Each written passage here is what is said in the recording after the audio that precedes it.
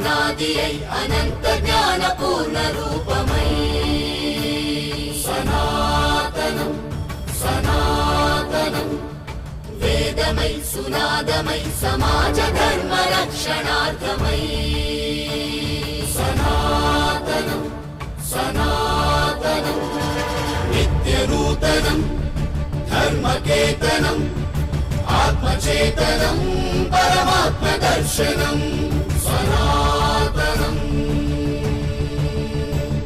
సనాతనం. యా సా శుంభ నిశుంభ దైత్య సమని యా రక్త బీజాసిని యా విష్ణు సరోజ నేత్ర భవన యా బ్రహ్మ విద్యాసతి దుర్గా జయచండిక శ్రీ విద్యా పరదేవతాది జనని శివసతి శ్రీ రాజరాజేశ్వరి పాహిమాం శ్రీ రాజరాజేశ్వరి రక్షమాం. వేదికను అలంకరించినటువంటి విఘ్నులైన అతిథులకు, ప్రాజ్ఞులైన పాత్రికేయులకు, రసజ్ఞులైన ప్రేక్షకులకు, భగవద్బంధువులకు నా నమస్సుమాంజలి. నూక అంటే విత్తనము, వరి లేదా బీజమని, నూకాంబిక అంటే సృష్టి బీజ రూపధారిణి అని, అనఘ అంటే పాపరాహిత్యమని, కాకర్లమూడి అప్పలరాజు పాయకరావు కొలువులో కాకతీయుల కులదేవతగా కాకతాంబగా, విజయనగర సామ్రాజ్య సామ్రాజ్ఞిగా గవరపాలెంలో కొలువై ఉన్న ఆ అమ్మలగన్న అమ్మ నూకాంబిక అమ్మ, నూకాలమ్మ, కాకతాంబ, కాకతాంబిక మరియు అనఘ అయినటువంటి ఆ నూకాలమ్మకు నా శతకోటి నమస్కారాలను తెలియజేస్తున్నాను. నూకాలమ్మ పెద్ద అమావాస్య జాతరని ఆంధ్రప్రదేశ్ రాష్ట్ర ప్రభుత్వం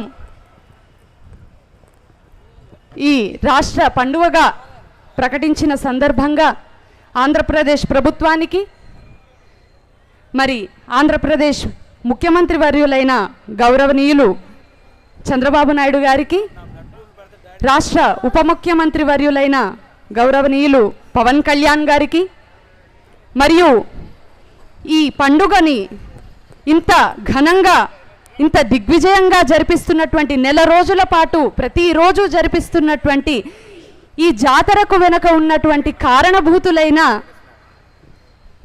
స్థానిక శాసనసభ్యులు శ్రీమాన్ కొనతాళ్ల రామకృష్ణ గారికి,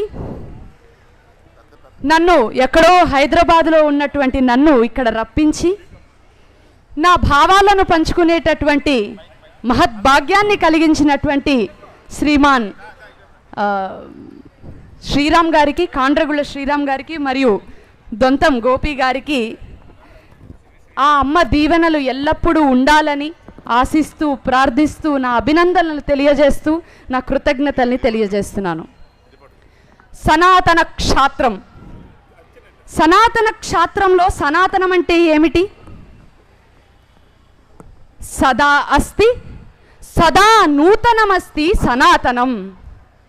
ఎప్పుడూ ఉంటుంది, ఎప్పుడూ నిత్య నూతనంగా నవనవోన్మేషంగా కాలానికి అతీతంగా తనని తాను తన ఉనికి కోల్పోకుండా రంగరించుకొని అలంకరించుకొని నిత్యనూతనంగా శాశ్వతంగా ఉండునదేదో అదే సనాతనం. సనాతన ధర్మం ఏకదళ పత్రం కాదు, అది అనేక బహుముఖాలతో, భుజాలతో, చక్షువులతో, అంగాలతో, వివరాలతో, దొంతరలతో, విశ్లేషణమైనటువంటి విశిష్టతలతో ఉన్నటువంటి గొప్ప సంపద. అదొక జ్ఞాన భాండాగారం. దయ, ధర్మం, సౌశీల్యం, ఇంద్రియ నిగ్రహం, త్యాగం, సమయ సద్వినియోగం, మన సత్యవాక్ పరిపాలన, జ్ఞానం, భక్తి, వైరాగ్యం, ఇటువంటివన్నీ కూడా సనాతనం యొక్క విశేషాలు. మరి ఇటువంటి గొప్ప విశేషాలను, విషయాలను అనుభవించి, ఆస్వాదించి, దర్శించి, మరి మన మానవాళి సర్వజన శ్రేయస్సు కోసం ఆప్తవాక్యంగా ఇచ్చినటువంటి ఋషులు జమదగ్ని, వశిష్ఠ, వామదేవ, మరియు విశ్వామిత్ర, వాల్మీకి, వ్యాస, అత్రి ఇటువంటి ఎందరో ఋషులు ఉన్నారు. వారిని మనం స్మరించాల్సినటువంటి సమయం ఇది. వారికి మానవాళి ఎప్పుడూ రుణపడి ఉంటుంది. ఈ సందర్భంగా వారిని స్మరించాలని వారి గురించి కూడా ఒక మాట చెప్పాను. మరి సనాతన ధర్మంలో ధర్మమే మూల బీజం. ధర్మం లేనిదే సనాతనాన్ని మనం చూడలేం. మరి ధర్మం అంటే ఏమిటి? యతో అభ్యుదయ నిశ్రేయస సిద్ధి సధర్మ అంటోంది శాస్త్రం. ఏదైతే అభ్యుదయం అంటే ఈ భువిలో మనం ఉన్నంత వరకు మనం చేసేటటువంటి సత్కార్యాల వలన పొందేటటువంటి సత్ఫలితాలు, ఈ దేహాన్ని విడిచిపెట్టి మనము పరలోకానికి చేరుకున్నప్పుడు ఇక్కడ చేసినటువంటి సత్కార్యాల వలన అక్కడ పొందేటటువంటి సత్ఫలితాలను ఏదైతే మనకిస్తుందో ఆ సాధన ఏదైతే మనం చేస్తామో దాన్నే ధర్మము అంటోంది శాస్త్రం. యత్ అభ్యుదయ నిశ్రేయస సిద్ధి సధర్మ. మరి అందుకే భగవద్గీతలో శ్రీకృష్ణ పరమాత్మ మరి మన భగవద్గీతని అత్యద్భుతంగా ఆవిష్కరించినటువంటి మహానుభావులు గంగాధర్ శాస్త్రి గారు ఈరోజు మన మధ్యనున్నారు. భగవద్గీతలోని 2వ అధ్యాయంలోని 40వ శ్లోకంలో శ్రీకృష్ణ పరమాత్మ స్వల్పమప్యస్య ధర్మస్య త్రాయతే మహతో భయాత్ అని అన్నారు. స్వల్పం అంటే కొద్దిగా, మప్యస్య అంటే ఇంకొంచెం కొద్దిగా, కొద్దిగలో కొద్దిగా అయినా ధర్మాన్ని ఆచరిస్తే అది మహామహా భయాల నుంచి, మహామహా ఆటంకాల నుంచి కాపాడుతుంది. ధర్మాన్ని నువ్వు రక్షిస్తే ధర్మమే నిన్ను రక్షిస్తుంది. యతో ధర్మస్తతో జయ అని మనకి ప్రబోధించడం జరిగింది. అందుకే రామాయణంలోని ఆ శ్రీరామచంద్రమూర్తి ధర్మానికి పుంభావమూర్తి. శ్రీరామచంద్రమూర్తి యొక్క బాటలో ఒక్క అడుగు మనం వేయగలిగిన, శ్రీకృష్ణ పరమాత్మ యొక్క ఒక్క మాటలో ఒక్క అక్షరం మనం అర్థం చేసుకోగలిగిన సనాతన ధర్మ పారంపర్య నిధికి మనం వారసులం అవుతాం. సనాతన ధర్మ సంపూర్ణ స్వభావ తాత్విక దృష్టికి మనము భాగస్వాములం అవ్వగలుగుతాం. సనాతన ధర్మ బడిలో శిక్షణ పొందుతూ రక్షణతో ఉంటామని చెప్పుకోవడంలో ఎటువంటి అతిశయోక్తి లేదు. బృహదారణ్యకోపనిషత్తులోని బ్రహ్మ ద అనేటటువంటి ఒక అక్షరాన్ని మానవులకు, దేవతలకు మరియు రాక్షసులకు ఇవ్వడం జరిగింది. అదేంటి ఒకటే పదాన్ని ఇచ్చారు, దా అని ఇచ్చారు అని అడగగా, దేవతలకు దమము అంటే ధర్మమని, మానవులకు దానము అంటే మనకందరికీ తెలుసు దానమని, మరియు రాక్షసులకు దయ తక్కువ కాబట్టి దయ అని ఇవ్వడం జరిగింది. దానినే రామకృష్ణ పరమహంస గారు కాలక్రమేణా తరువాత స అని అన్నారు. స స స సహనం సహనం సహనం. ఈరోజు నూకాలమ్మ సాక్షిగా నేను సమ్ అనేటటువంటి పదాన్ని ఇస్తున్నాను. సంస్కృతిని తెలుసుకో, సంప్రదాయాన్ని ఆచరించు, సంస్కృతం నేర్చుకో. సంస్కృతిని తెలుసుకొని సంప్రదాయాన్ని ఆచరించి సంస్కృతం మనం నేర్చుకున్న నాడే మన సనాతన ధర్మానికి ఒక పరిపూర్ణత, పరిపక్వత లభిస్తుంది. సనాతన ధర్మ యొక్క విశిష్ట వైశాల్యాన్ని ఆలోచిస్తున్నప్పుడల్లా నాకు పోతనామాత్యులు శ్రీమద్ భాగవతంలో చెప్పినటువంటి వామనుని అవతార ఘట్టం గుర్తొస్తూ ఉంటుంది. ఆ పర్టిక్యులర్ ఘట్టంలోని వామనుడు ఇంతింతై వటుడింతై అని బ్రహ్మాండాలని దాటి వెళ్ళిపోతూ ఉన్నాడట. ఆ వామనుడు వెళ్ళిపోయే కొద్దీ ఆ సూర్యుడు, ఆ రవి బింబము అలా దిగుతున్నట్లుగా కనిపిస్తూ ఉందట. ఆ రవిబింబం దిగే కొద్దీ ఒక్కొక్క చోట సూర్యుడు ఒక్కొక్కలా ప్రకాశిస్తూ ఉన్నాడట. అంటే ఆ సూర్య భగవానుడు మొదట వామనుడికి ఒక ఛత్రంలా కనిపించాడంట, అంటే ఒక గొడుగులా కనిపించాడట. ఆ తరువాత శిరోరత్నమై కాంతినిచ్చాడట. ఆ తరువాత చెవికి ఒక పోగులా కనిపించాడట.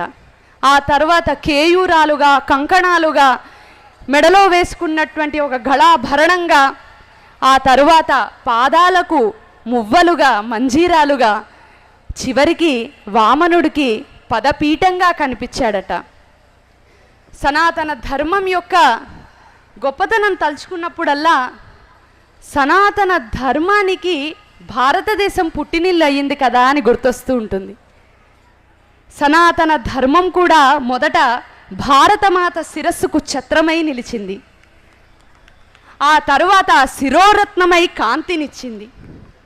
ఆ తరువాత వేద రూపంలో శ్రవణాలంకృతమయ్యింది. ఆ తరువాత ఉపనిషత్తుల రూపంలో కంఠాభరణంగా కనిపిస్తుంది. ఛందస్సు, వ్యాకరణ, శిక్ష, నిరుక్త, జ్యోతిష్య, కల్ప ఇటువంటి షడాంగాలే భారత మాతకు ముంజేతి కంకణాలుగా ధ్వనులు మోగాయి. అద్భుత సృజనాత్మక కావ్యాలే ముంజేతి కంకణాలుగా బాసిల్లగా ఆధ్యాత్మిక, ఆముష్మిక, ఉన్మేళనం చేయగలిగేటటువంటి భక్తి భావ తరంగాలు సనాతన ధర్మం యొక్క నడుముకు అలంకరించినటువంటి జేఘంటల ధ్వనులుగా మ్రోగుతున్నాయి. నానావిధ నాట్య శైలులే భరతమాతకు నూపుర మంజీరాలుగా మారాయి. ధర్మం అనేటటువంటి ఒక స్ట్రాంగ్ ఫౌండేషన్తోని పదపీఠంగా మారింది సనాతన ధర్మం భారతమాతకు. లాలో ఒక విషయం ఉంది, when the foundation fails, the structure falls. ఎప్పుడైతే ఫౌండేషన్ స్ట్రాంగ్గా, పటిష్టంగా ఉంటుందో అప్పుడు స్ట్రక్చర్ పడేటటువంటి అవకాశం లేదు. సనాతన ధర్మంలో కూడా ధర్మం అనేటటువంటి బలిష్టమైన, పటిష్టమైన, మహోన్నతమైనటువంటి ఫౌండేషన్ ఉండగా సనాతన ధర్మం కూలేటటువంటి అవకాశం లేనే లేదు. అది శాశ్వతంగా ఉంటుంది. ఇటువంటి సనాతన ధర్మ ఔన్నత్యాన్ని అనుభవించి దర్శించినటువంటి ఎందరో పాశ్చాత్య దేశస్థులు కూడా సనాతన ధర్మాన్ని, వాటి ఆవిష్కారాలను కూడా ప్రపంచానికి అందిస్తూ వచ్చారు. టిఎస్ ఎలియట్ అనేటటువంటి ఒక ఇంగ్లీష్ కవి ఒక దా అనేటటువంటి అక్షరాన్ని పట్టుకొని ఉపనిషత్తులను అన్నీ చదివి కేవలం ఒకే ఒక అక్షరంతో నోబెల్ ప్రైజ్ని కొట్టాడు.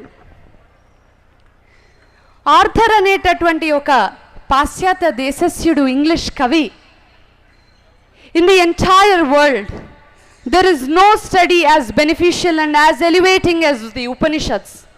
It has been the solace to my life and the solace to my death అని చెప్పడం జరిగింది.